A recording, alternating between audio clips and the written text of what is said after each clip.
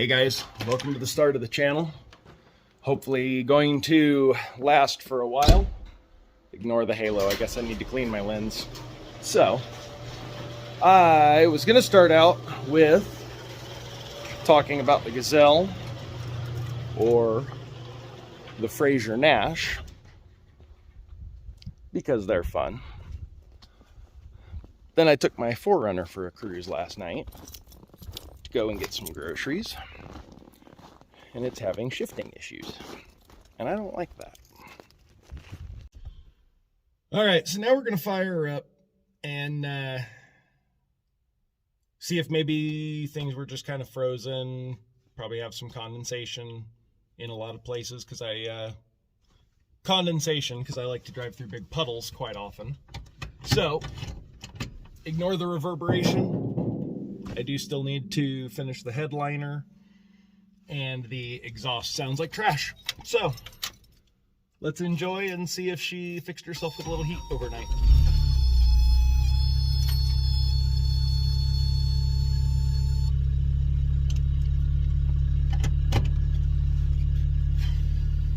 All right, so we are in. Now, sorry, a little bit of background. Last night what I was doing is, while she warms up a little bit, if I had it in 4 low, which doesn't click into 4 low for some reason, all of a sudden, she drives just fine. If I put it into 4 high, it drives, but it feels like it's got a brake on, so maybe like it jumped into 4 low.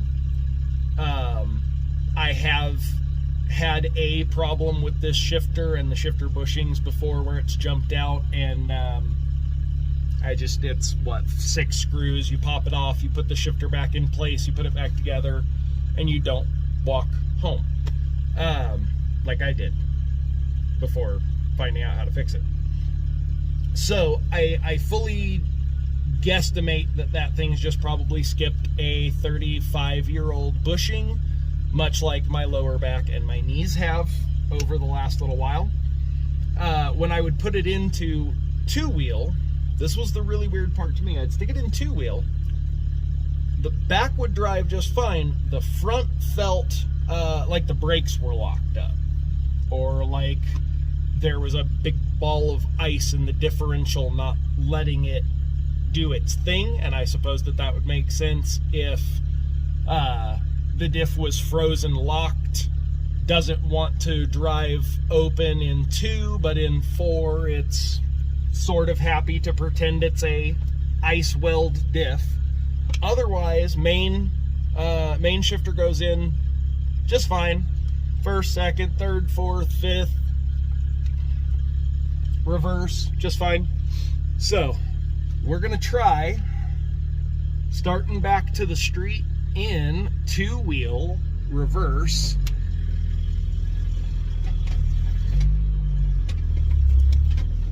Okay, backing up, it feels just peachy.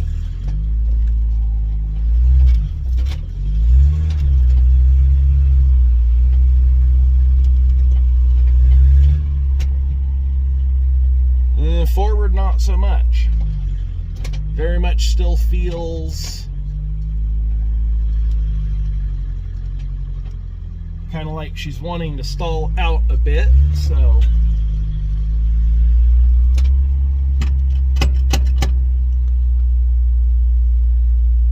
if I drop her down into high 4 to back up and limp back into my parking space, because I think I need to take this shifter cap off and see physically if everything is in anywhere near the correct spot. Oh, look, traffic on my tiny side road in the middle of nowhere. All right, so it creeps, but it feels, so even just the way the clutch is acting, it very much feels like something is wrong in 2-wheel. Perhaps it's actually in a 4 high, and then whenever I kick it to 2-wheel, or when I kick it into 4 high, which I should be able to, there's pretty decent little bit of ice, I should be able to spin 2 of my 4-wheel drive tires.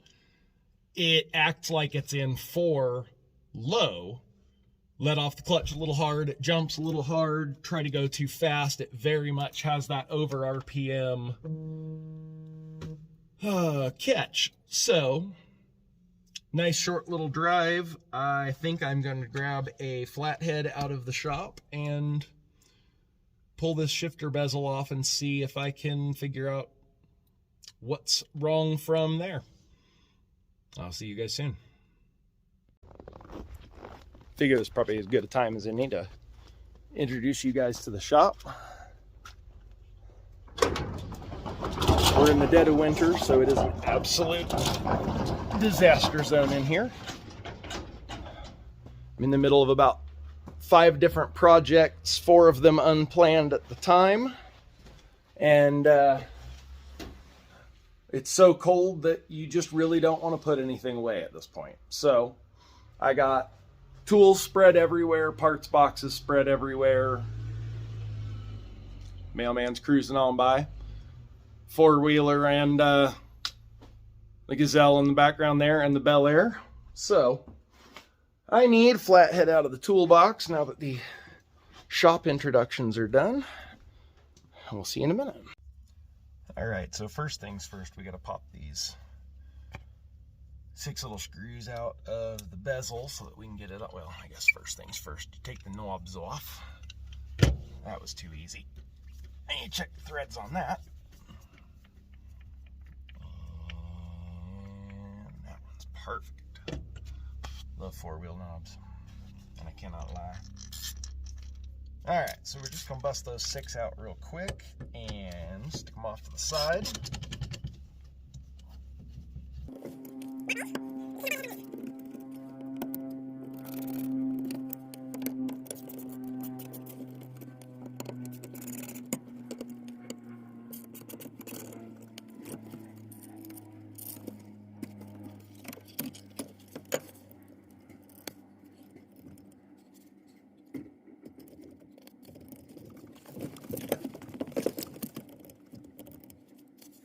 All right, so there you saw me shifting through 2 and then down to 4 high and then up into, until this started happening, it would come straight back to 2, 4 high, over, up, 4 low.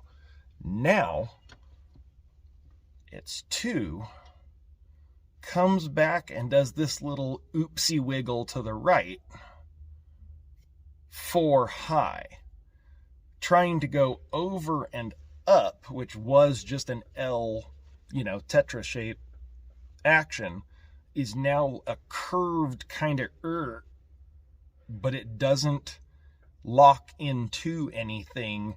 The shifter can just freely come right back. So I'm not too sure of what that is. And just to reiterate the fact that I like to get this thing very, very, very wet and dirty, that's actual gravel.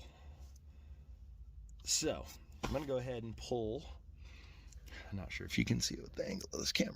I'm going to go ahead and pull these 4 little bolts and take this off, and we're going to see what's going on under there. So count to 10.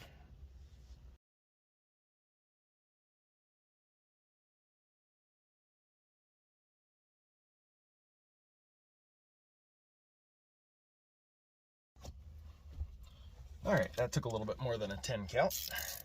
So any of you that got to 12 or 15, you do not win a free prize. All right. So these 2, I'm getting the feeling that my transmission may be a little bit cockeyed.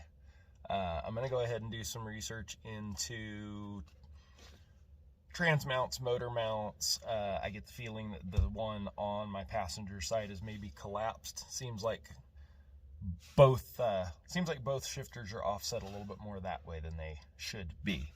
The Transmission doesn't move too much by hand. It's a big, heavy unit. I'm a weakling ever since I started getting sick, so, you know, that's not really indicative. This one back here in this corner is probably going to be a little bit of a pain to get to, but I'm not too worried about it. I'll, once this one's out of the way, I can throw a regular wrench on it and just till it's done. Some of you guys are going to take that for more than it's worth. Anyway, I got my favorite Power Torque GM 6179, adjustable with a lock. You can even use it to tighten your own palm if you need it. So it's one of my favorite wrenches. And then I've got an extension for no good reason. I got my flexi drive at the end to make things floppy, and a 12 mil as per. So let's get started.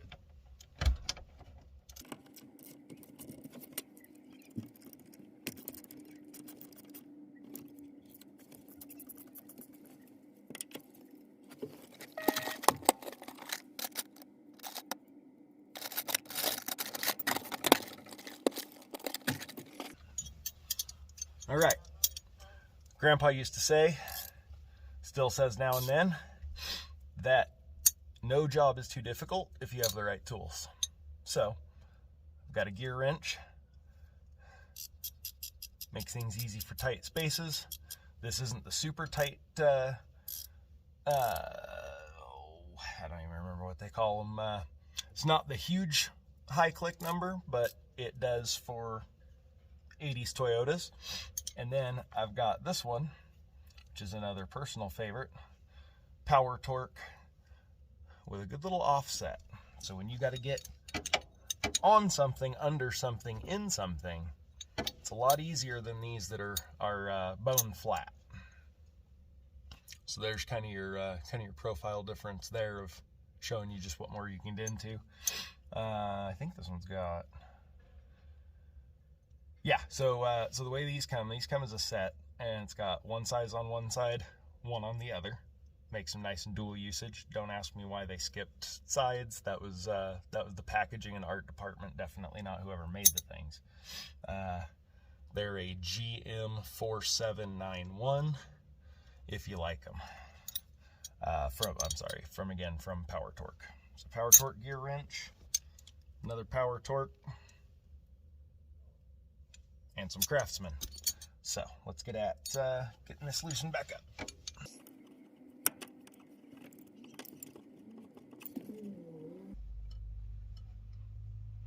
Hey baby, where'd you learn to do that thing? Getting bolts out of places that you shouldn't have to get bolts out of. Oh, I love it when you talk greasy to me.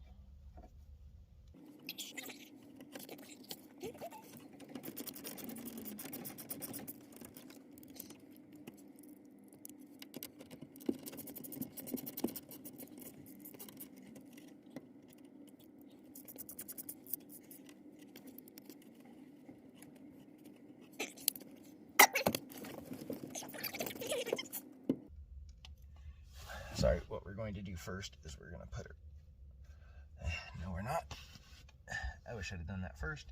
Okay, what you should have done first, I should have done first, is put it into 2 so that you know kind of where it sits. Oh, I love the smell of gear oil in the afternoon.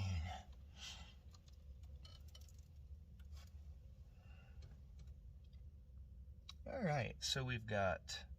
looks like minimal milkshake, which is good. Honestly, it kind of looks like maybe just white lithium grease from a previous repair. So what I'm seeing is, all right, time to get methy with it.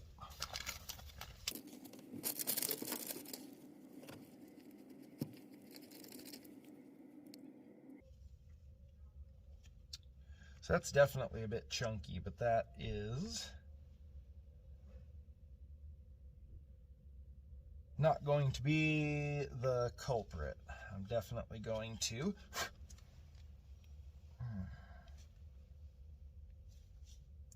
force some oil and some grease down in there before I put it together, though. As you can see, it's definitely not. And here's a little bit of an indicator that the shift pawls may be in the wrong position. The edge of this very thin piece of sheet metal shielding here is very dented. Like this has been moving in too much in the wrong directions and allowing to contact that shielding, which I'm sure is 90% of it. So let's get in and try some more stuff.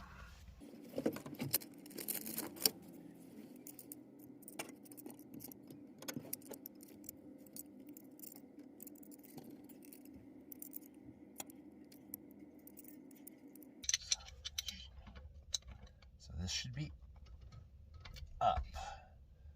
All right.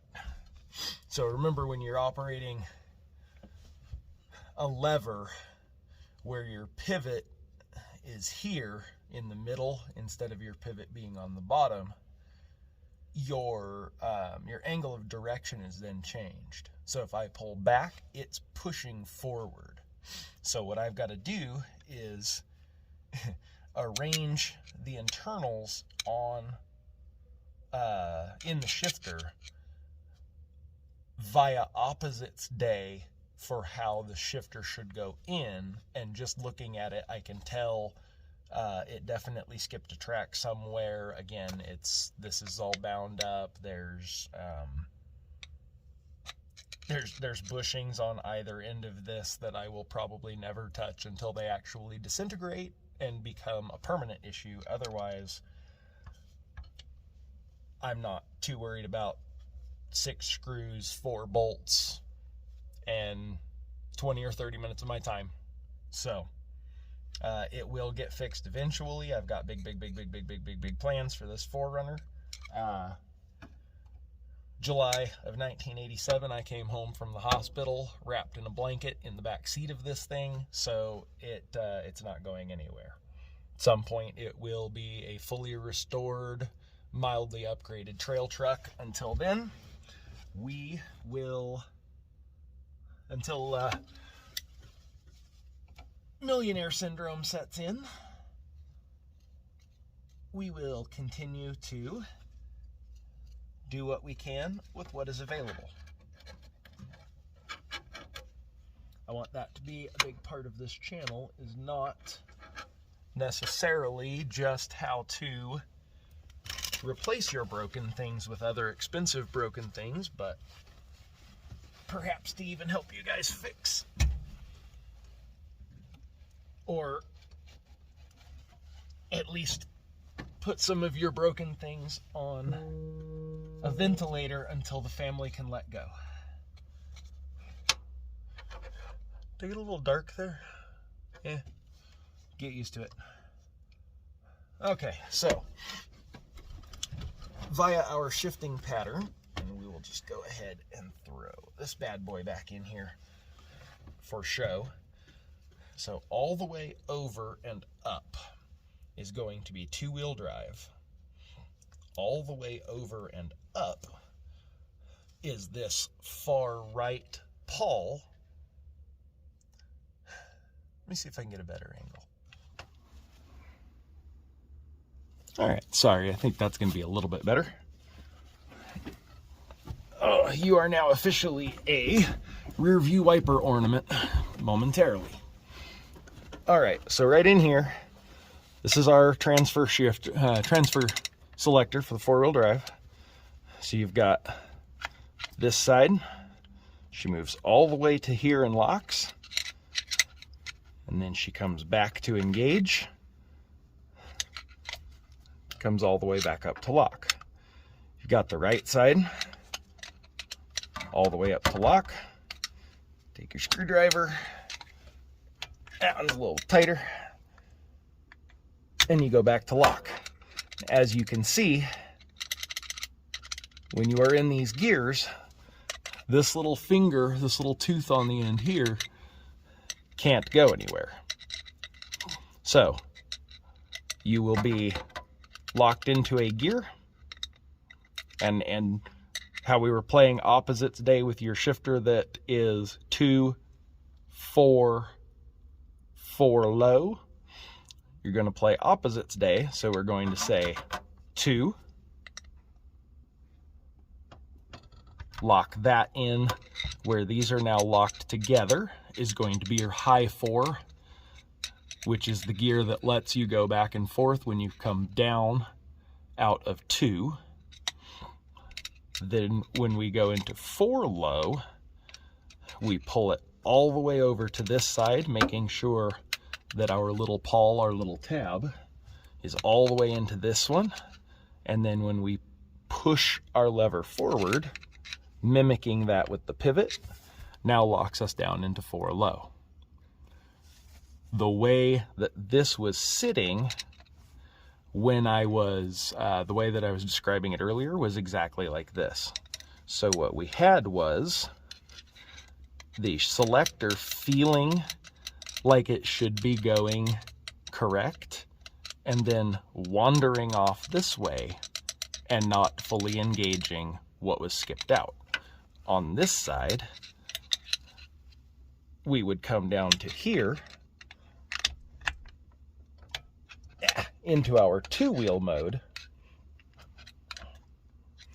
And as you can see, if the pawl has skipped position and your 4-wheel selector is still locked in low, it will bounce back and forth in 2-wheel and feel like you are correctly in 2-wheel. Problem with that is it's not trying to turn, your transfer case is no longer trying to turn your front drive shaft, but your front drive system says, yo, I'm engaged, but I'm not getting any oomph. So this is what was causing my front 2 tires to not spin. Sorry, I think my phone just buzzed. That's what was causing my front tires to have so much resistance and not want to spin while it was in 2-wheel drive. So what we are going to do is we're going to put her back in 4 high, and we are going to put her in 4 high. Reason for that is it gives you the most gap right in here to be able to drop a 10mm socket and never see it again, but you will hear it. So now what we want to do is just make sure we clean all of the little questionable pieces of broken gear off of there so that she spins smooth. I am going to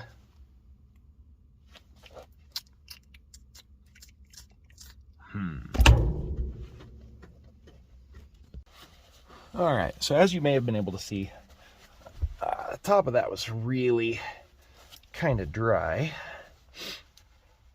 I did not seem to have much oil on the top of those shift pawls. So I went ahead and just sort of topped her off a little bit. I did not check the fluid as I should. I will admit to that. I just thought she could use a little more lube on the top end. So, anyway, now what we're going to do is just cleaning away some of that extra dirt and some of that oil that won't let her seat. So, I think what I'm going to end up doing, this is going to automatically get well lubricated by the gears underneath slinging the oil up. You can look and definitely tell that that is the way that the action is made to go, and as long as you do, this is part of what they always say. Even if you don't need it, use your 4-wheel drive now and then. It just keeps things from building up in the wrong spots and kind of keeps everything clean and happy. So went ahead, I'm just sort of wiping all the extra oilies and greasies and stuff that are in this bad boy, and that way everything it picks up is nice and clean. Just make sure none of that dirt got all packed up in there. Otherwise, I think what we will do is we'll give her just a little spritz of PB into the bottom, because that's just a really good penetrant. And we're just gonna work around a little bit. You can tell it's funny. It's one of those, it's very oxymoron. It's very tight but loose. I think my brother would call that military grade. All right, and then I should have pointed this out, but I made a note of it whenever I was getting in, as to where. Uh-oh, what am I missing there? Uh-oh. Okay, so now we're ready to put this on back in. So what I did is I went ahead and I put it all the way back where it should wiggle back and forth. That should be that open pawl there. I'm gonna fish that in, and it lines right up. Just a little off on one of those bolts, and I see a bit of 40-year-old gasket material trying to work its way off there, so I'm gonna just fish that back on.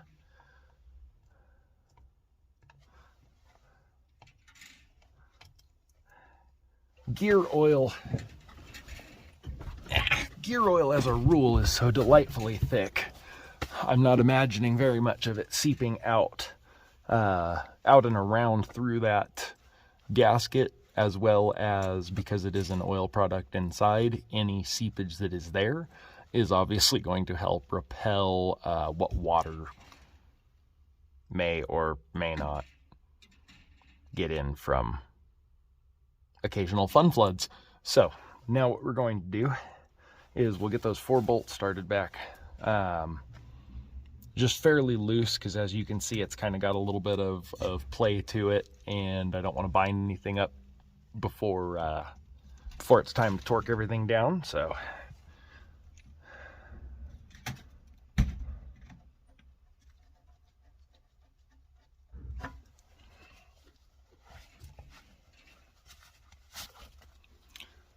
dexterity mode activated.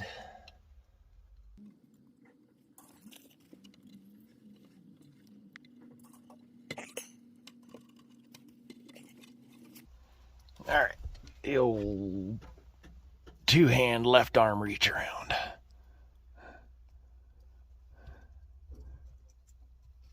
Hey honey, where'd you learn to do that? Oh wait, I already made that joke. You can make that joke a lot. Working on cars. All right, so I got that back right one tightened down about as much as I can by hand. I don't want to get them, again, too tight, but I also don't want to have to keep going back to that one while I'm torquing them down. So that one I think is stuck on a little grease in the thread, so I'll hit that one with the wrench, and that one's good. All right. Back on with the gloves, because it is, I think when I looked earlier, about 24 degrees outside. All right, so we got one. Now remember, the point here is just to snug them up. You don't want to call anything tight right now.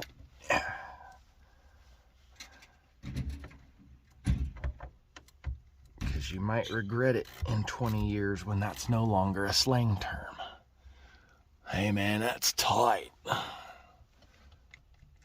Alright, so now you can sort of see we have movement in the shifter, but we don't in this plate. So we're going to test it out, and we've got 2, high 4, wiggle, wiggle, wiggle. Ah, look, it works. So we're now low 4, down to high 4, over, up to H2.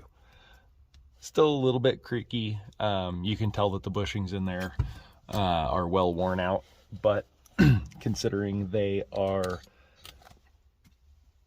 inside the transfer case on both ends. I don't think I will be messing with them anytime soon. I have projects to sell to fund these projects that don't make me any money. So, must balance all things in life. Spend all your money on keepers, you won't have any money to fix your sellers. Spend all your money on sellers, and when your keeper breaks down or your daily breaks down, you will not be walking home. You will have the funds for a tow truck or a rescue, and you will have the funds for the parts that you need. But don't take my word for it. I make horrible, horrible financial decisions all the time. Just wait till you see the rest of the collection. All right, so now what I'm going to do is I'm going to go ahead and roll the condom up just a little bit. Go back to the silicone, and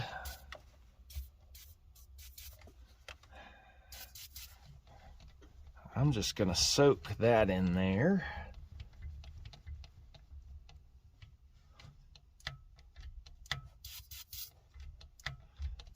Just sort of shift it around a little, just work it around a little bit. All right, so still a little clunky monkey, still some internal things that I need to fix. We are not addressing that today. All right, so now we're going to pop our little, clearly not very useful dust cap back on.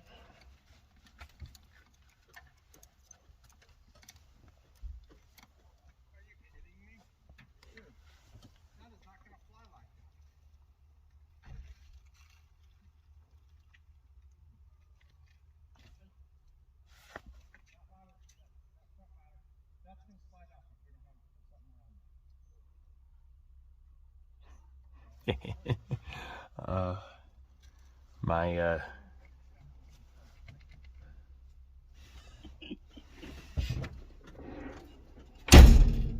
me close the door so I can talk smack and not get caught. The neighbor's having some construction work done on his new garage that I will admit I am sort of jealous of. It's a beautiful unit he's got going on. Congratulations, Scott. And I'm not sure what 1-800 company the current contractors over there are from, but their junior guy just got done loading all of the ladders up on the roof of their work truck. And I just hear someone yell from the corner, "That's not how you do that. If you don't wrap something around that, it's gonna slide off." And I was instantly hooked on the drama next door. It happens that quick, guys. You can lose your soul. All right, so we are just going to fish that back on. Suggestively slip those back down to where they're supposed to go. And now we just have those 6 little screws to match up. Nice thing about a dirty car is you can very much tell right where this plate shifted off from. So what we're going to do is we'll go ahead, there we go, and we'll shift that. Make sure your bellows don't get caught in the plates. That is the one thing that will, or one of the things that will kind of mess you up here. All right, so now what we're going to do, feel free to use the tip of that screw to sort of push that rubber bellows gasket into the right direction so that that fits. And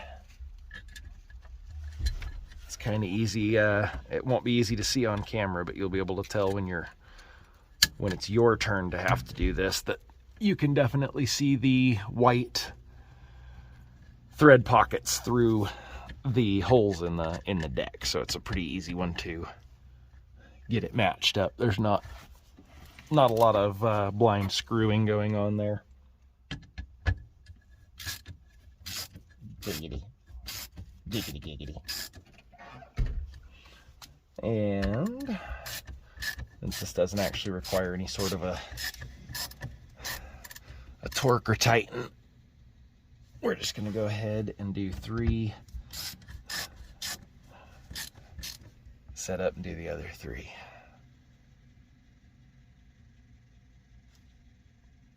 Did I tighten all those bolts down before I did this? Count to 10. Whew, okay, that was a little bit of anxiety. Went back and double checked the footage, and yes, I did tighten them down. You guys just got me talking about financial responsibility and parts responsibility, so I got distracted. All right, so now we're just going to hand tighten those last 3.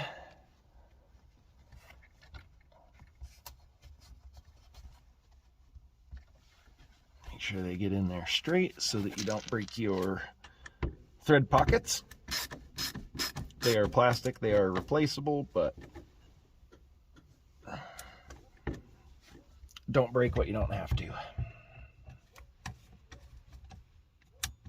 Save that for the trail.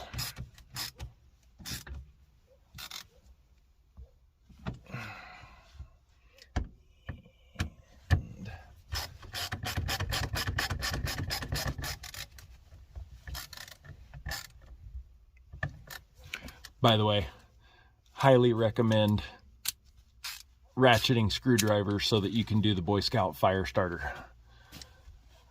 Gets those little body panel screws in so quick. So, all right, now we have 4-wheel selectability again. We're back to 1, 2, 3, 4, 5, and reverse. So,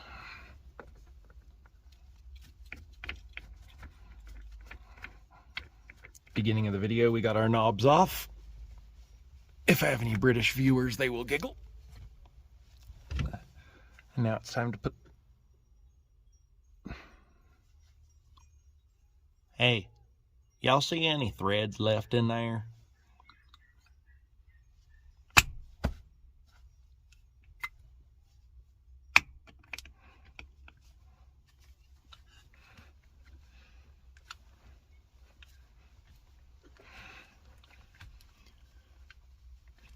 You spin me... Yeah, it's not doing anything. Man. Forget making new friends, I made a new thread. Alright. So, pull your condoms up, push your socks down, however you like these. I kind of like them in the middle so they don't end up catching on anything or getting janky. Once I put my interior back together, I'm sure that will kind of denote when, where, and how hard. Alright, so now that we've got that fixed, I think that we can be done with the 87 4Runner for the day. And now we can go on to a little bit of fun with the 1934 Fraser Nash Volkswagen powered kit car and the 1927 to 29 Gazelle powered by a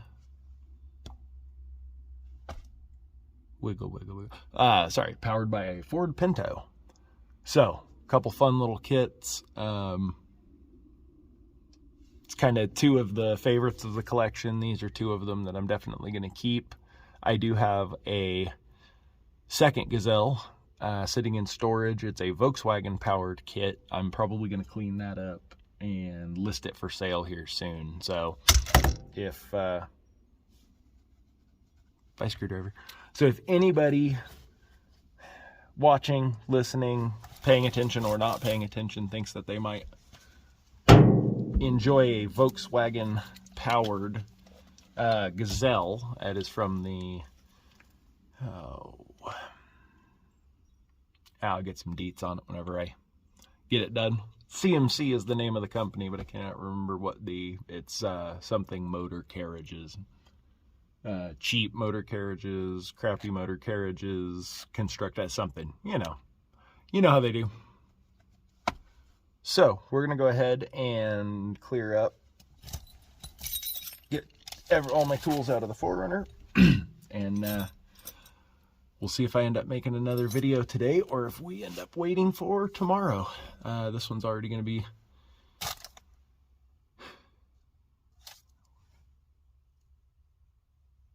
yeah, you like that, don't you? All right, hold on. All right. Almost forgot. We should take her for a test drive. Because as we all should know, if anything's going to happen, it's going to happen out there. They're not driving the Saratoga.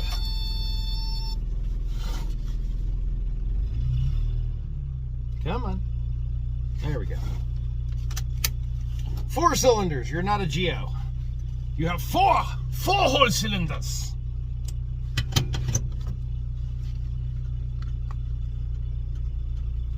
There's the neighbor with the sick new garage I'm jealous of. All right, so now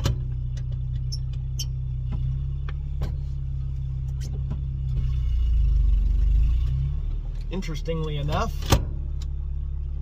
my emergency brake light doesn't go off. Is that because... Interesting.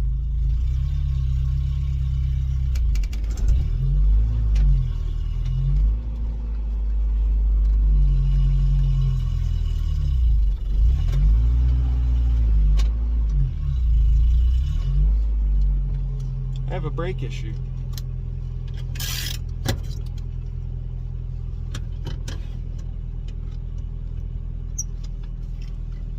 So,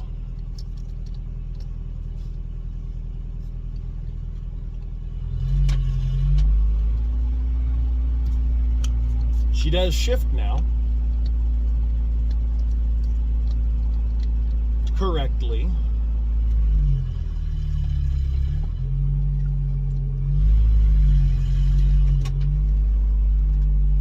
But it definitely still feels like I have a brake on. I wonder if because I took her to town yesterday before all of this, and it was really bad snow, and it was really kind of sketchy, terrible roads. And I'm kind of wondering if I have someone's tire chain wrapped around a brake hose now. So, the fun continues. Wish me luck. All right, I'm 90% sure I found my problem.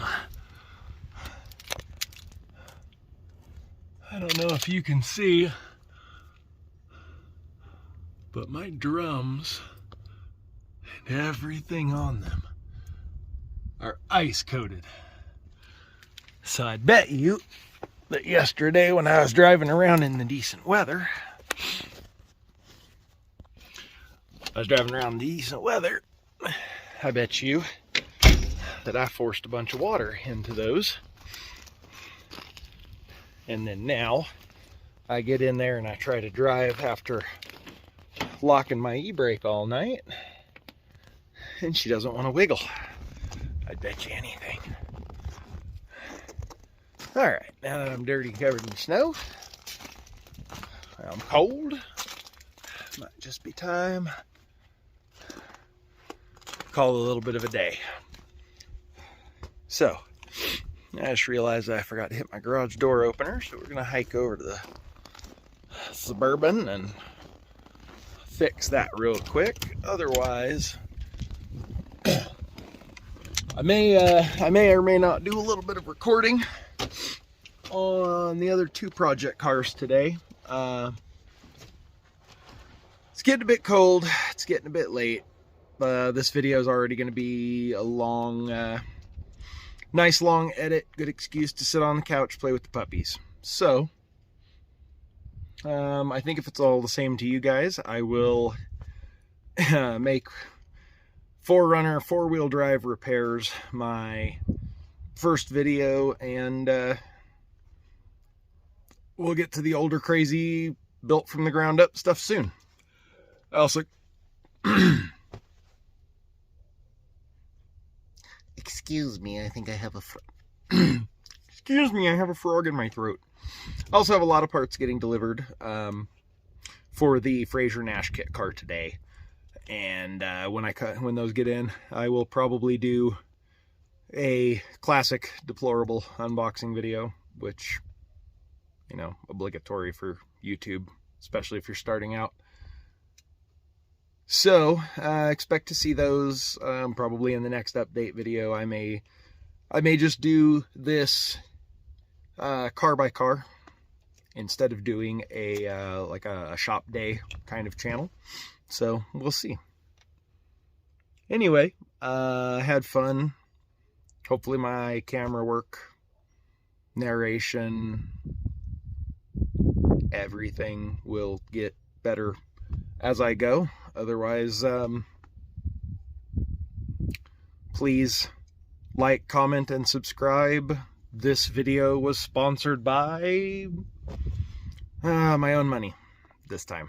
So, thank you guys very much, and drive safe and be good little Clovers. We'll see you soon.